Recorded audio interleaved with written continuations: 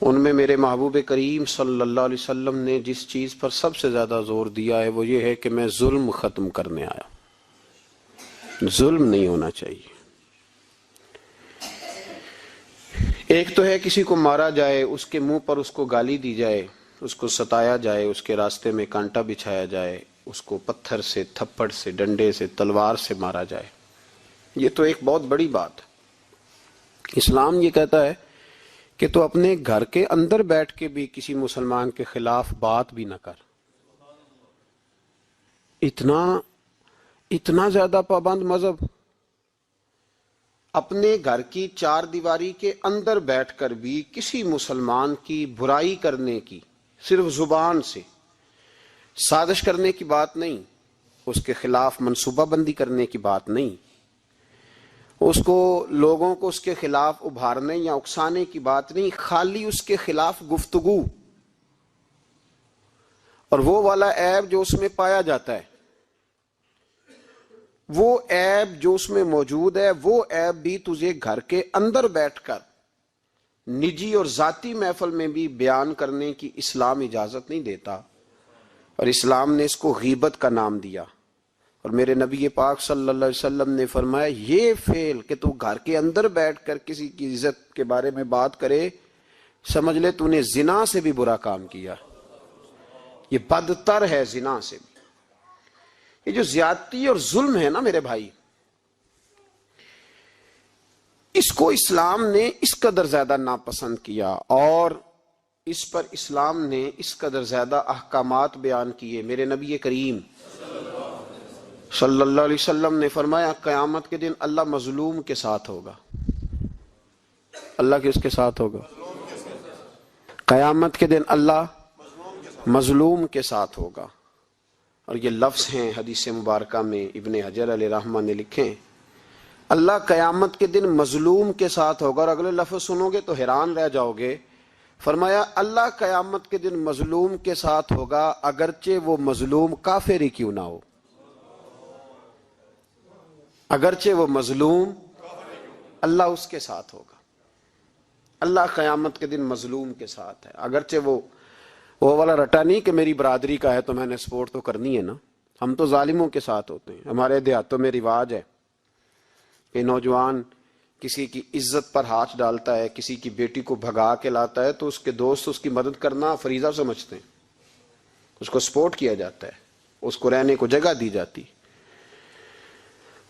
ہم یہ نہیں دیکھتے کہ وہ چوک میں لڑائی ہوئی ہے اور ہمارے بچے کی کسی کے ساتھ پٹائی ہوئی تو ہم تو بندوقیں، ڈنڈے، کلاڑیاں اٹھا کے چلے جاتے ہیں. وہاں جا کے تحقیق پہ پتہ چلتا ہے کہ ظلم تو ہمارے بچے کا ہے. تو پھر مدد کس کی کرنی چاہیے تھی؟ ہم کس کی کرتے ہیں؟ میرے نبی کریم صلی اللہ علیہ وسلم کو اپنی امت سے بڑا پیار ہے، حضور کو بڑی محبت ہے. فرمایا قیامت کے دن لوگ اپنے اپنے ممبروں پہ بیٹھیں گے پر میں سجدے میں گر کے اپنی امت کی دعائیں مانگوں گا. قیامت میں جو بچے گا وہ میرے نبی پاک کی برکت سے بچے گا. لیکن رسول کریم علیہ الصلوۃ والسلام نے فرمایا ظلم کر کے نہ آنا، تمہاری باقی کمیوں پہ میں پردے ڈلوا دوں گا. ظلم کر کے نہ آنا. امام بہق کی روایت لائے ہیں، محبوب پاک نے فرمایا میرے امتی نے کسی ذمی کافر کے ساتھ اگر زیادتی کی، وہ ٹیکس دیتا تھا، جزیہ دیتا تھا، ذمی کافر تھا، اور میرے امتی نے اگر اس کے ساتھ زیادتی کی تو نبی پاک صلی اللہ علیہ وسلم فرماتے ہیں میں قیامت کے دن اس کافر کے ساتھ مل کر اپنے امتی پر اللہ کی بارگاہ میں مقدمہ دائر کروں گا. میں خود مقدمہ دائر کروں گا. یہاں ظلم کی آندھیاں چلتی ہیں، طوفان چلتے ہیں، لوگ دوائیوں میں ظلم بیچتے ہیں، لوگ تعلیم کے نام پر ظلم کرتے ہیں، لوگ خیر کے نام پر ظلم تقسیم کرتے ہیں. یہاں اللہ اکبر ایسے ایسے رنگ دیکھنے کو ملتے ہیں. اب بنے گا کیا؟ کیا ہر زینب اسی طرح تڑپ کے چلی جائے گی؟ اس کا رزلٹ کیا نکلے گا؟ ہمارے ہاں تو نمبر گیم چلتی ہے. سیاستدان شعر لکھ کے لاتے ہیں، وہ ٹی وی پہ بیٹھ کے ایک دوسرے کو نیچا دکھانے کی کوشش کرتے. ساری سیاسی جماعتوں کے سربراہوں کو وہاں ہونا چاہیے تھا کہ نہیں ہونا چاہیے تھا؟ کیوں نہیں بولتے آپ لوگ؟ آپ کب بولیں گے؟ ابھی بھی وقت نہیں آیا آپ کے بولنے کا. ان کو وہاں ہونا چاہیے تھا کہ نہیں ہونا چاہیے تھا؟ یہ آپ کے نمائندے ہیں، ان کو ہونا چاہیے تھا وہاں. میرے نہیں ہیں، اللہ جانتا ہے، ایک بھی نہیں ہے ان میں سے. سوال ہی نہیں پیدا ہوتا. ہمارے یہ نمائندے ہوں گے؟ سوال ہی نہیں پیدا ہوتا. ہمارے نمائندے نہیں ہیں یہ، آپ کے بھی نہیں ہیں. بس تھوڑا سا وقت اور رہ گیا ہے، پھر انشاءاللہ سارا پاکستانی سمجھدار ہو جائے گا. یہ کسی کے بھی نہیں ہے. میرے بھائی، نمبرنگ ہو رہی ہے. میں رات گجرات میں تھا تو میں کہہ رہا تھا کہ ایک صاحب کہنے لگے مجھ سے وہاں کے پنجاب کی حکومت کو ریزائن کرنا چاہیے تھا کہ نہیں کرنا چاہیے تھا. تو میں نے کہا ریزائن وہ کرتے ہیں جن کے اندر کو تھوڑا بہت شرم کا مادہ ہوتا ہے. یہ لوگ ریزائن کریں گے؟ یہ کیسے کر سکتے ہیں؟ اور پھر ریزائن صرف ان کو نہیں کرنا چاہیے تھا. میری تو دعوت یہ ہے کہ ہر سیاسی جماعت ریزائن کرے. ہم اس ملک میں سیاست نہیں کریں گے. مذہبی جماعتیں تبلیغ کرنا بند کر دیں. پیران عظام گدی نشینیاں چھوڑ کے باہر نکلیں. یہ جو ہر چوک اور ہر چوراہے میں لوگ نصیحتوں کا بازار گرم کر کے کھڑے ہیں، یہ چھوڑ دیں. کیا اثر ہے تمہاری تبلیغوں کا؟ کیا مل رہا ہے قوم کو؟ تمہاری گدیاں کیا تزکیہ نفس کر رہی ہیں؟ اور ہر اس آدمی پہ مقدمہ ہونا چاہیے جس کے موبائل میں گندی فوٹو ہے.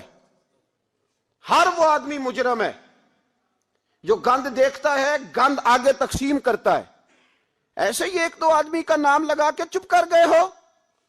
صبح قیامت کے دن اس زینب کے خون کے حساب میں مجھے بھی پوچھا جائے گا اور آپ کو بھی پوچھا جائے گا. ہر ایک آدمی دوسرے پہ بوجھ ڈال کے خاموش ہو جاتا ہے. حکومت نے غلط کیا. حکومت بنوائی کس نے تھی؟ کس نے ووٹ دیا تھا؟ برابر کے شریک ہیں ان کے جرموں میں جو ان کو ٹھپے لگاتے ہیں. چپ کر جاتے ہو تنقید کر کے. حضرت سیدنا امام مالک رحمت اللہ علیہ فرمایا کرتے ظالموں کا مددگار بھی ظالم ہوتا ہے. تو ان کو ٹھپے لگانے والا ظالم نہیں ہوتا؟ وہ نہیں مددگار ظالموں کا؟ ابھی تک لوگ کہہ رہے ہیں مولانا آپ سخت جملے کہتے ہیں، آپ سخت جملے کہتے ہیں، آپ بچیں. میں نے کہا تمہیں پتہ نہیں نا، تمہیں خبر نہیں، تم اس زیادتی کا شکار نہیں ہو، تمہیں کیا پتا. میرے ایک چچا کا بیٹا تھا، اکلوتا تھا. وہ رستے میں جاتے ہوئے کسی کی گولی کا شکار ہو گیا. میں تھانے گیا پرچہ کٹوانے. طالب علمی کا زمانہ تھا. جب میں گھر سے نکلا تھا تو میری جیب میں 2 روپے تھے. میرے تو ابا جی بڑی دیر پہلے انتقال کر گئے. چچا کی یہ حالت تھی کہ وہ بیچارے اٹھنے کے قابل نہیں رہے. ایک بیٹا تھا. اور میں جب تھانے گیا تو میں نے پرچہ کاٹنے والے سے کہا کہ قتل ہو گیا ہے، پرچہ کٹوانا ہے.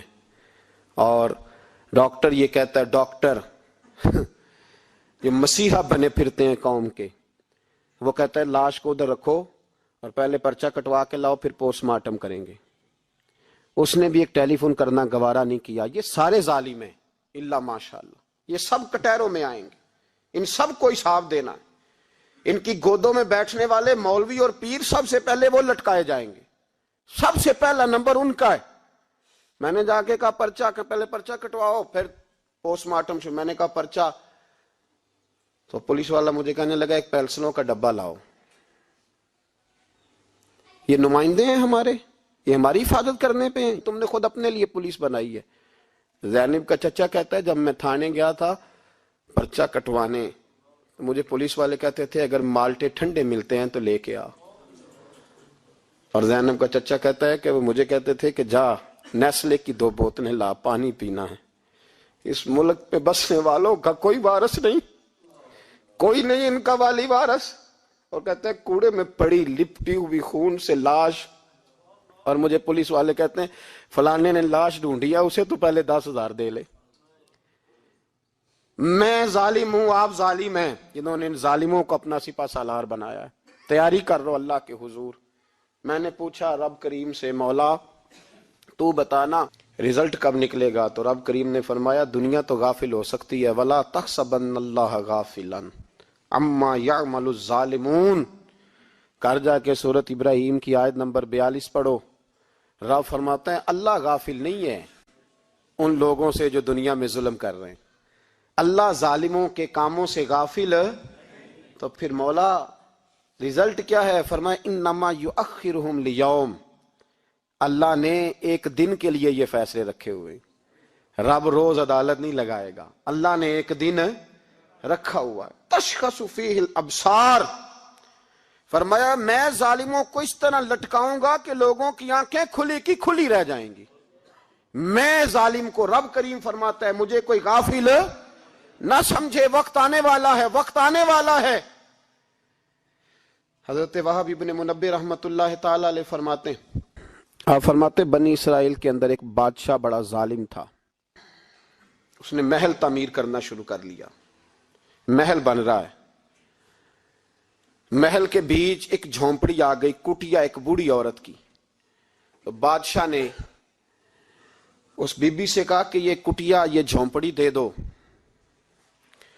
میرے محل کا نقشہ خراب ہوتا ہے۔ تو بوڑھی کہنے لگی میں بیوہ بھی ہوں، بے اولاد بھی ہوں، جب میں بیاہ کے یہاں آئی تھی تو میرے ابا نے کہا تھا بیٹی تیرا جنازہ نکلنا چاہیے، تو چلو میں پکا ہوا پھل ہوں، تھوڑا وقت رہ گیا ہے، مر جاؤں گی تو تمہارا ہی ہے، میرا کون سا قبالی وارث ہے، چلو زندگی کی جو سانسیں رہ گئی ہیں مجھے یہاں گزار لینے دو۔ بوڑھی منت کرنے لگی، بادشاہ نے کہا نہیں نہیں تو پیسے لے اور ہمیں خالی کر کے دے جھونپڑی۔ بادشاہ نے اصرار کیا تو بوڑھی کہنے لگی نہیں میں نہیں دوں گی، وہ اپنے گھر کے اندر بیٹھ گئی، یوں سمجھ لیجئے کہ بلڈوزر تیار کر کے چھپا دیا گیا، 2 4 5 سپاہی کھڑے کر دیے کہ بوڑھی نے کو ساری زندگی گھر میں تو نہیں نہ بیٹھنا، نکلنا تو ہے نا باہر، جب نکلے نا تو فوراً اس کا مکان گرا دو، 2 4 5 10 مستری کٹھے لگاؤ، دیوار بنا دو، جس طرح قبضے ہوتے ہیں۔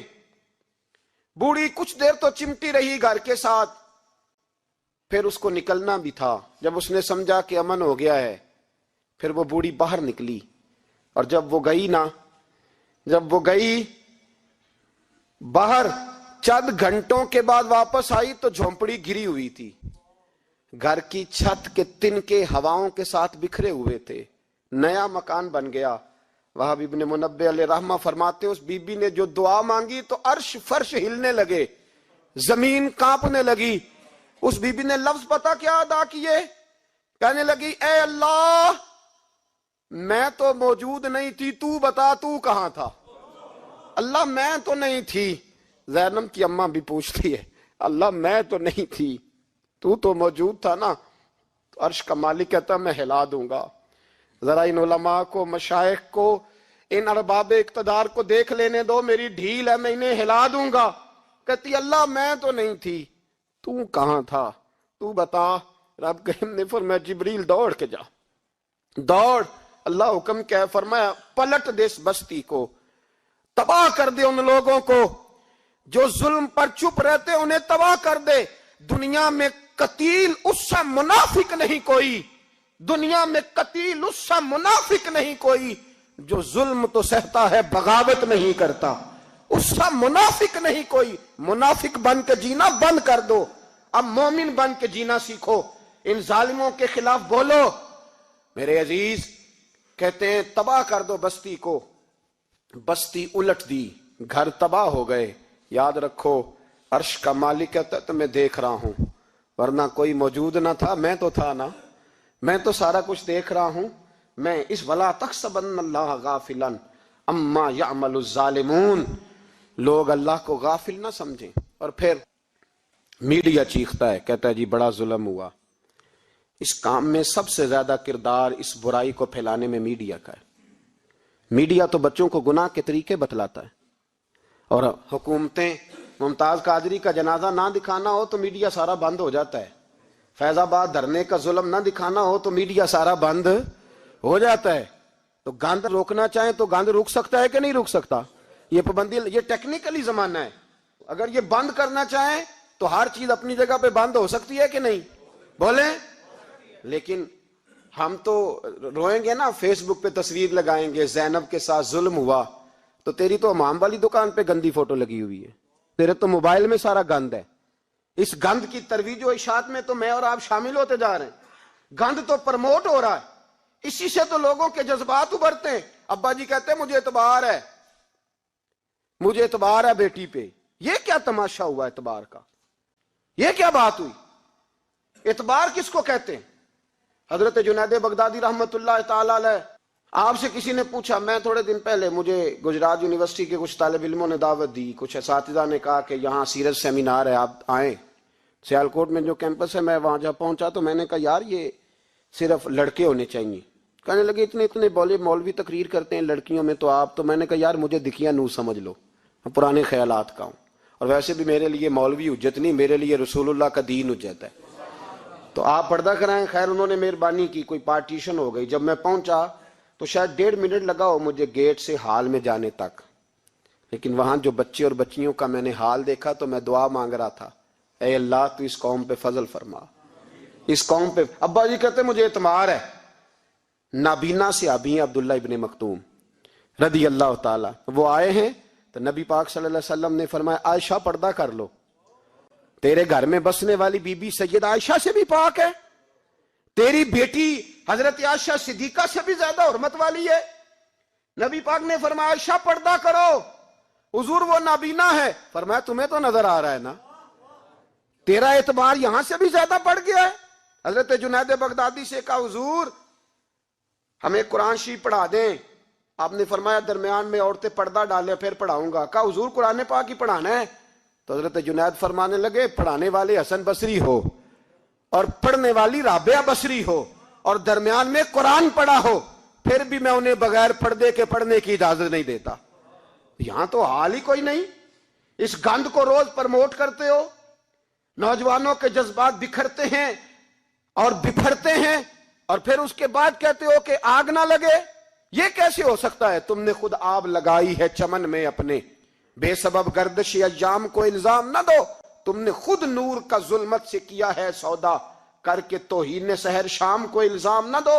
او بھائی یاد رکھو، جب تک یہ گند رہے گا فحاشی اور عریانی رہے گی۔ انڈیا کے اندر زیادتی کے واقعات زیادہ ہیں پاکستان کی نسبت، کیوں؟ اس لیے کہ گند زیادہ ہے، فحاشی اور عریانی۔ اسلام نے تو نظر تک پر پابندی لگا دی، کہا اپنی نظر بھی مومن جھکا کے رکھیں، جو چیزیں سبب بن سکتی ہیں ان پر بھی پابندی لگا کے رکھی۔ ہم توجہ ہی نہیں کرتے، خیال ہی نہیں ہے، اس کو پرموٹ کیا جاتا ہے۔ اور سب سے دوسری بڑی وجہ یہ ہے کہ مجرم کو سزا نہیں ملتی، مجرم کو سزا بولیے، وہ چھوٹ گیا نا سر عام، ایک بڑے آدمی کا بیٹا قتل کرنے والا چھوٹ گیا نا، وہ جس نے سر عام ایک سپاہی کانسٹیبل کو کچل دیا تھا وہ بچ گیا نا، آ گیا نا باہر۔ ریمنڈ ڈیوس کئی گولیاں مار کے بچ گیا نا۔ جب مجرم کو سزا نہیں ملتی تو پھر گناہ بند۔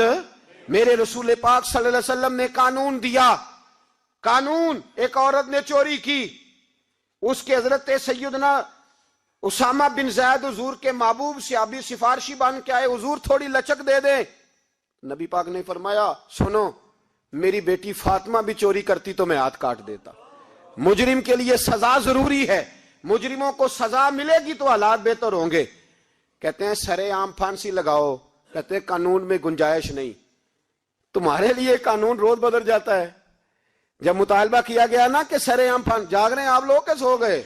جی چلے میں دعا کرتا ہوں اللہ کرے میری قوم جاگ جائے، آمین تو کہہ دیں، اللہ کرے آپ لوگ جاگ جائیں اور جاگتے رہیں۔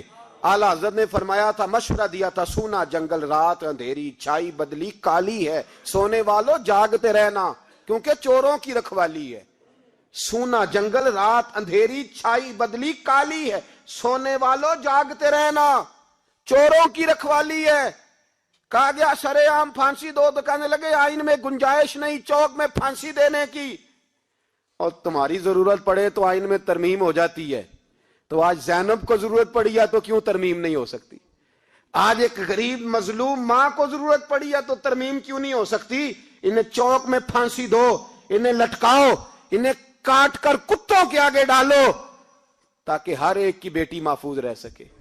اور وہ زینب کسی اور کی بیٹی نہیں، وہ میری بیٹی ہے، میری بیٹی ہے۔ ابھی 6 سال کی بیٹی سینے پہ لٹا نا، اور پھر اس باپ کا درد محسوس کر، تجھے اندازہ ہو کہ بیٹی تو بیٹی ہوتی ہے۔ حاتم تائی کی بیٹی ننگے سر دربار رسالت پہ آئی تو میرے نبی پاک نے چادر دی۔ سلمان فارسی کہنے لگے سونیا کافر کی بیٹی ہے، تیری پاک چادر ہے، میں اپنی نہ دے دوں؟ تو حضور نے فرمایا سلمان چپ کر جا، بیٹیاں سانجی ہوتی، بیٹیاں سانجی ہوتی ہیں، چپ کر، کافر کی بیٹی صحیح بیٹی تو ہے نا، اور بیٹیاں تو سانجی ہوتی ہیں۔ یہاں اتنا ظلم اور اتنا حشر ہو گیا اور کہتے ہیں پتہ نہیں چلا، دیکھتے ہیں، کرتے ہیں، سنتے ہیں۔ یاد رکھو ظلم کبھی مٹا نہیں کرتا، ظلم کبھی، اس لیے زینب بھائی، زینب تو میری بیٹی ہے، زینب تو تیری بیٹی ہے، زینب تو امت کی بیٹی ہے، زینب تو پاکستان کی بیٹی ہے، زینب تو ہر اس شخص کی بیٹی ہے جو کسی بھی بچی کا باپ ہے، جو کسی بھی بچے کا باپ ہے، وہ ملت کی بیٹی ہے۔ اس لیے وہ دکھ کسی ایک کا نہیں، وہ سب کا برابر کا ہے۔ بس یاد رکھو اس معاشرے میں پہلی بات یہ کہ اس گند پہ، بے حیائی پہ کنٹرول۔ دوسری بات یہ تدارک عرض کر رہا ہوں، مجرم کو سزا ملے۔ اگر پرانے مجرموں کو سزا ملتی تو کبھی بھی دوبارہ جرم کی کسی کو ہمت ہے۔ حضرت عمر کے زمانے میں جرم کیوں بند ہوئے تھے؟ اس لیے کہ وہ سر عام کوڑے مارتے تھے، ان کا درہ لٹکتا تھا، وہ کسی کو گنجائش نہیں دیتے، کسی کو گنجائش۔ گورنر کا بیٹا بھی زیادتی کرتا تو چوک میں کھڑے ہو کے درے مارتے۔ فرماتے لوگوں کی ماؤں نے انہیں آزاد پیدا کیا، تم نے کیسے غلام بن لیا؟ یہاں جب قانون بدلتا ہے اور پھر شکوہ ہے، ہمیں غریب آدمی نے تو پرچہ درج کرانا ہو تو اس کو تو چودھری صاحب بھی وقت نہیں دیتے، اس کو تو چودھری صاحب بھی کہتے ہیں گڈی کرائی آ، پیسے ہے نہیں تھانے جانے دے، اتنے پیسے لگ دین۔ ظالموں ڈرو اللہ تعالیٰ سے، ڈرو۔ اور غریب آدمی چلا جائے تھانے تو اس کو پولیس والا پوچھتا ہے، وہ کہتا ہے کس طرح ہوا تھا، کس طرح کر کے ہوا، تفصیل بتا۔ اور پھر وہ دو کہتا ہے تو جا، ابھی میں کوشش کرتا ہوں، میں پہلے ان کو فون کرتا ہوں مجرموں کو، پھر اس کے بعد تیرا۔ اور تگڑے آدمی پہ درخواست آ جائے کبھی تو اس کو فون کر کے پوچھتے ہیں چودھری صاحب کی کرنا ہے پرچے دا؟ پھر وہ خود فون کرتے ہو۔ یہ امیر کے لیے قانون اور ہے اور غریب کے لیے اور ہے، یہ کس طرح ہو سکتا ہے؟ میرے نبی کریم صلی اللہ تعالی علیہ وسلم نے انصاف کی فراہمی چھوٹے بڑے کے لیے ایک رکھی، اور یاد رکھو حساب تو دینا ہے، حساب بول کے بتائیے، حساب جو زیادتی کرے گا اس نے حساب اور دینا پڑے گا۔ یہاں نہیں دو گے تو وہاں دو گے، حساب تو بہرحال اس مجرم نے تو دینا ہے۔ لیکن ارباب اقتدار نے بھی، حضرت عمر فرمایا کرتے تھے میرے دور میں کتا بھی پیاسا مر گیا تو حساب میں نے دینا ہے، چونکہ میری حکومت تھی، کتے کو پانی ملنا چاہیے تھا، اس کے دروازے تک پانی پہنچنا چاہیے تھا، حساب تو دینا ہے۔ ہر اس شخص نے جو سوشل ہونے کا دعویٰ کرتا ہے، جو معاشرے میں کسی بھی طرح کا کوئی کردار ادا کر رہا ہے، اس نے بہرحال حساب، یہ مشترکہ معاملہ ہے۔ اس میں ارباب اقتدار کا تو اشر ہوگا، وہ تو دنیا دیکھے گی، لیکن باقی بھی اپنی ذمہ داری کا احساس کریں، باقی بھی خیال کریں۔ سنو اور یاد رکھنا اس بات کو، غور کریں کہ میری طرف دیکھیں میرے بھائی۔ ایک مکران شاہ بادشاہ گزرا ہے ایران کا، کچھ نرم دل تھا، وہ نہ سیر کرنے نکلا، درمیان میں پل آتا تھا، ایک دریا تھا، اس کا پل تھا، اور پل کے اس پار جنگل تھا، سبزہ تھا، سیرگاہیں بنی ہوئی تھی۔ بادشاہ وہاں 2-4 دن رہنے کا ارادہ کیا۔ جب بادشاہ وہاں پہنچتا ہے نا مکران شاہ، تو اس نے دیکھا کہ وہاں 2-3 دن قیام کرنا ہے، جھیل ہے، سیرگاہ ہے، وہاں اس نے رکنے کا پروگرام بنا لیا۔ بادشاہ تو علیحدہ اس کے لیے رہائش تھی، سپاہی علیحدہ رہتے تھے۔ یہاں تو لوگ کہتے ہیں نا وہ پولیس کو ڈانٹتے ہیں، پولیس کو پوچھتے ہیں، او بھائی پولیس تو تمہارے ماتحت ہوتی ہے، پولیس تو سمجھ گئی ہے کہ تم کس طرح ان سے کام لیتے ہو، ان کو تو تم اپنے تحت رکھتے ہو۔ پولیس والے علیحدہ رہتے تھے، اس کے ساتھ جو سپاہی گئے ہوئے تھے، گن مین گئے ہوئے تھے۔ مکران شاہ سیر سپاٹے پہ رہتا تھا۔ ایک بوڑھی عورت تھی، اس کی ایک گائے تھی، وہ جنگل کے اندر بوڑھی رہتی تھی، گائے اس کی وہاں چرتی رہتی تھی۔ شام کو وہ گائے گھر لوٹتی، بوڑھی دودھ پی کے سو جاتی۔ سپاہی اس بوڑھی کے پاس آئے، کہنے لگے تیری گائے بڑی صحت مند ہے، ہمارے ہاتھ بیچ دے۔ بوڑھی نے کہا میرے بڑھاپے کا سہارا ہے، اس کا دودھ پی کے میں زندہ ہوں، بیچوں گی نہیں۔ وہی والا کام جو ہمارے ملک میں ہوتا ہے کہ قیمت کے ساتھ زمین دینی ہے کہ مفت دینی ہے۔ جب بڑے آدمی کو پسند آ جاتی ہے تو کہتے ہیں مول دینی ہے کہ مفت دینی ہے، دینی پڑتی ہے، غریب ہے، کیا کریں، مجبور ہے، مظلوم ہے۔ کہا بوڑھی عورت سے سپاہیوں نے بیچ دے، کہا نہیں، کہنے لگے نہیں بیچے گی تو ہم لے لیں گے۔ اس عورت کی گائے زبردستی سپاہی ذبح کر کے کھا گئے۔ بوڑھی نے بادشاہ تک پہنچنا چاہا لیکن اس کو پہنچنے نہ دیا گیا، منع کر دیا گیا، اس کی رسائی نہ ہو سکی، غریب عورت تھی۔ جس دن مکران شاہ واپس آ رہے تھے نا سیر کر کے، پل سے گزر رہے تھے، تو کسی نے بوڑھی سے کہا کہ بادشاہ گزرے گا، وہ چھپ کے پل پہ بیٹھ گئی، اور مکران شاہ جب پل سے گزرنے لگے تو بوڑھی آگے آئی اور اس کے گھوڑے کی لگام پکڑی، ایسا جملہ کہا کہ مکران شاہ چکرا کے زمین پہ گرا، اور بوڑھی کہنے لگی مکران شاہ تیرے سپاہی میری گائے ذبح کر کے کھا گئے ہیں، تو بتا اس کا حساب اس پل پہ کھڑے ہو کے دینا کہ پل صراط پہ دینا ہے؟ بتا یہاں کھڑے ہو کے دے گا کہ وہاں کھڑے ہو کے دے گا؟ بول۔ ارباب اقتدار، حکومت کے ایوانوں میں بیٹھنے والوں، بتاؤ زینب کا حساب قصور کے چوک میں کھڑے ہو کے دو گے کہ میدان محشر کے چوک میں کھڑے ہو کے دو گے؟ بتاؤ کہاں حساب دینا ہے، یہاں دینا ہے کہ وہاں دینا ہے؟ حساب تو بہرحال تمہیں دینا ہے، اس قوم کو اس کا حساب تو، زینب کا حساب تو دینا ہے، دینا پڑے گا، دیا جائے گا، پوچھا جائے گا۔ بتاؤ یہاں دینا ہے کہ وہاں دینا ہے؟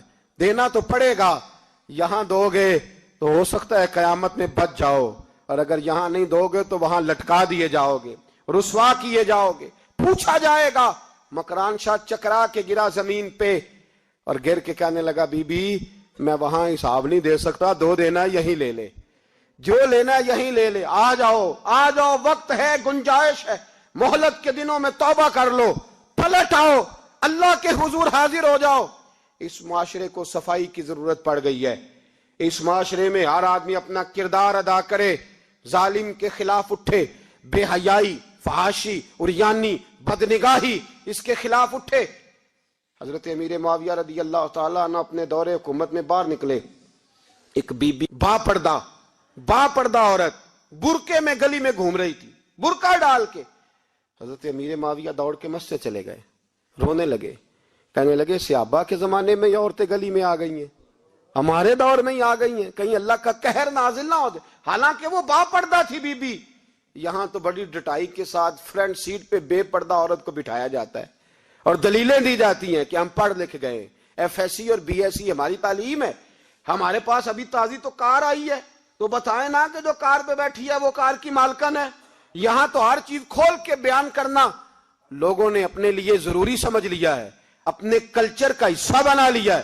خدا را فحاشی کے خلاف، بے حیائی کے خلاف، عریانی کے خلاف اٹھو اور اس پل کو باندھو۔ جب تک فحاشی رہے گی، عریانی رہے گی، پاکستان میں 10 کے قریب بچوں کے ساتھ روز زیادتی ہوتی ہے۔ یہ آپ کے قومی اخبارات کی آج صبح کی رپورٹ ہے۔ یہ تو وہ چیزیں ہیں جو کھل کے باہر آ گئیں، اور اس کے علاوہ جو بے حیائی کے اڈے کھلے ہوئے ہیں، نہ جانے ان کی تعداد کتنی ہے، کس قدر زیادہ ظلم ہو رہا ہے۔ میرے رسول پاک صلی اللہ تعالی وسلم نے فرمایا جب کوئی زنا کرتا ہے تو ایمان اس کے سینے سے نکل جاتا ہے اس کے سینے سے۔ آنکھوں پر پردہ ہونا چاہیے، کانوں پر پردہ ہونا۔ اور اگر زینب کے قتل کے بعد بھی کسی کے موبائل میں گندی تصویر ہے اور اس کے قتل کے بعد بھی بے حیائی کے گانے اس کے موبائل میں ہیں، تو پھر وہ رسم کے آنسو نہ بہائے، پھر وہ صرف 2 منٹ کے لیے آگے بڑھ کے مرثیہ خان نہ بنے، وہ پھر شاعر اور ادیب بننے کی کوشش نہ کرے، وہ پھر اپنے حصے کا جملہ لگا کر اپنے آپ کو فیس بک پہ ایکٹیو رکھنے کا تماشا نہ کرے۔ کیا مطلب ہوا ان چیزوں کا؟ اگر ابھی بھی برائی کے خلاف نہیں اٹھنا، بے حیائی اور فحاشی کے خلاف نہیں اٹھنا، میرے عزیزو آخری بات سننا اور اس کو ہمیشہ یاد رکھنا۔ میرے نبی پاک صلی اللہ تعالی علیہ وسلم نے فرمایا ہے کسی ایک مسلمان کے قتل میں اگر اہل زمین، اہل آسمان سارے بھی شریک ہو جائیں، سارے، تو فرمایا ہو سکتا ہے اللہ سب کو جہنم میں ڈال دے۔ اس لیے کہ جو قتل ہے نا، قتل ایک ہے زیادتی اور ایک ہے پھر اس کے بعد قتل۔ ایک انسان کا قتل انسانیت کا قتل، اتنا بڑا ظلم۔ اور یہاں تو اب قتل کی خبر آ جائے نا اخبار پہ تو اتنی دلچسپی والی رہتی نہیں، اتنے لوگ قتل ہو گئے کوئی حرج نہیں۔ یہ تو ہمارے ہاں تو کسی سیاستدان کی شادی کی خبر آئے گی تو وہ دلچسپی والی ہوگی، اس پر تبصرے ہوں گے، کمنٹس ہوں گے، ایک بندہ مر گیا ٹھیک ہے، غریب آدمی تھا، قتل ہو گیا، جان چھوٹی، معاذ اللہ، اس میں کون توجہ کرتا ہے؟ یہاں تو ان کے میلے چھیلے تماشوں پر لوگ تبصرے کرتے ہیں۔ یہ جو کوئی نئی عشق اللہ وچ ہو مستانہ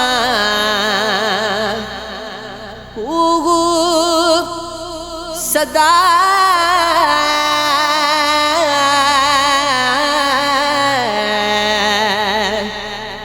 علام